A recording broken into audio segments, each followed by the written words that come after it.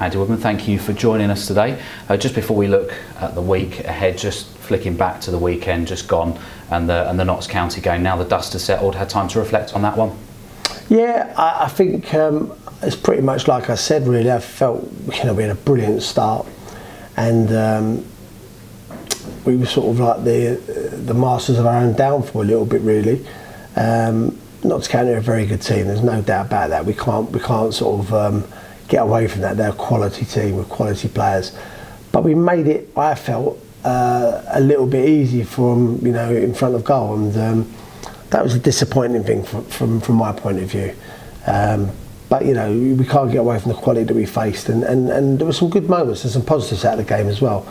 So I tend to sort of focus on the positives rather than negatives. And something that's been a kind of continual positive theme in the past handful of games is that we are starting games really quickly, coming flying out of the blocks. Yeah, seem to be starting them all right.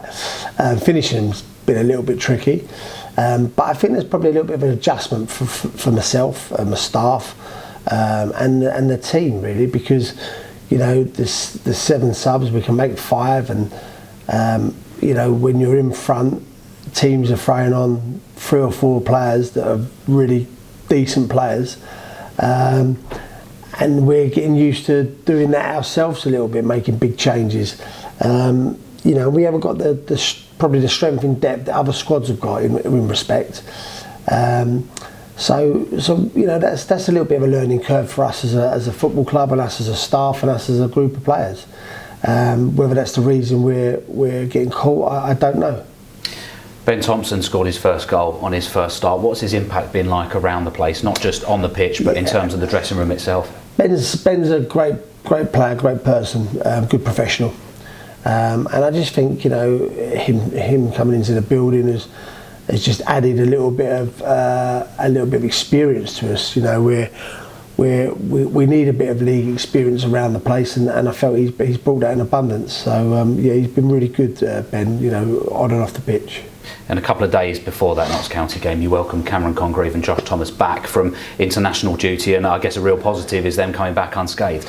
Yeah, unscathed, got minutes, and it's good for these boys to go away and play for their country.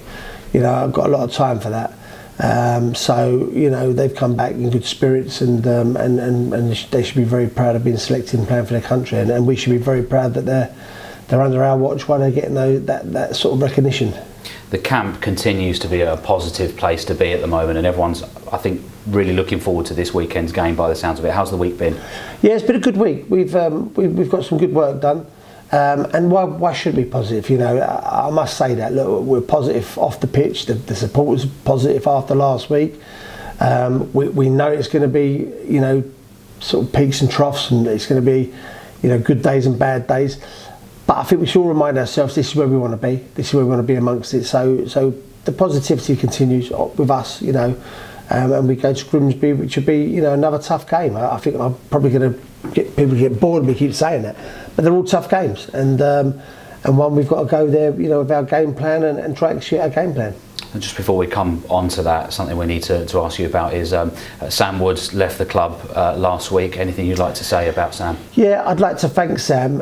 He was brilliant for us last year, and I read some of the nice comments the fans put, and he was instrumental in us getting promoted. He really was, and he's a superhuman being. His family should be extremely proud of the young man he is.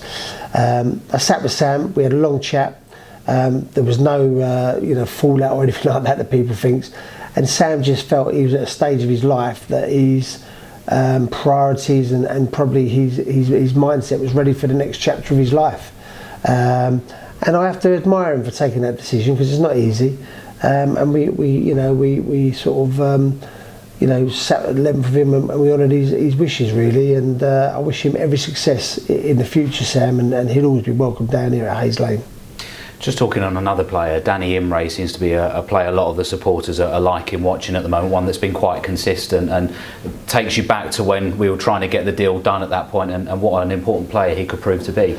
Yeah, Danny's a fantastic player. I mean, he's still learning his trade, he's still churning out performances, and we just got to make sure we keep developing him, make him better, and make him keep getting those performances out that hopefully eventually are going to put him in Palace's first team along the way. but that's a little way off at the moment. Danny's really on the right path, and I'm delighted of how he's settled in. You talked earlier about facing Grimsby this weekend, always a tough place to go, and the last time we played Grimsby, obviously they got promoted that year, but two really good games both here at Hayes Lane and at Blundell Park between the two sides. Yeah, Grimsby, I've got well, I think they've got a fascination with me, and I've got a fascination with them. It goes right back to when I played. You know, it's a tough place to go, Grimsby. It really is, and you know, the atmosphere is always quite good. So I'm looking forward to it. You know, I mean, they're a club, I wouldn't say similar to us because they've got way more league experience than us, but you know, a club that have come up recently, and yeah, it's a well-supported club. So it'd be a tough game for us, but I don't think I've ever gone there in my career as a player. Or as a manager and an easy day at Grimsby, and that's what we've got to expect. And we talk about it all the time, but one thing that's been super consistent this year is the fans following the team home and away, and you just know come rain or shine they're going to be there on Saturday. Yeah, absolutely. I mean, the supporters going away, I repeat myself again, we love it when they're there, and whether it's 10 of them, 50 of them or 600 of them, we're absolutely delighted that they've made the effort.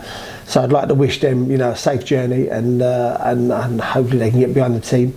And yeah, we'll be doing our best for them, and we'll be acknowledging them, win or lose, you know, for their support. Andy, thanks for your time. We'll catch up with you post-match. Thank you.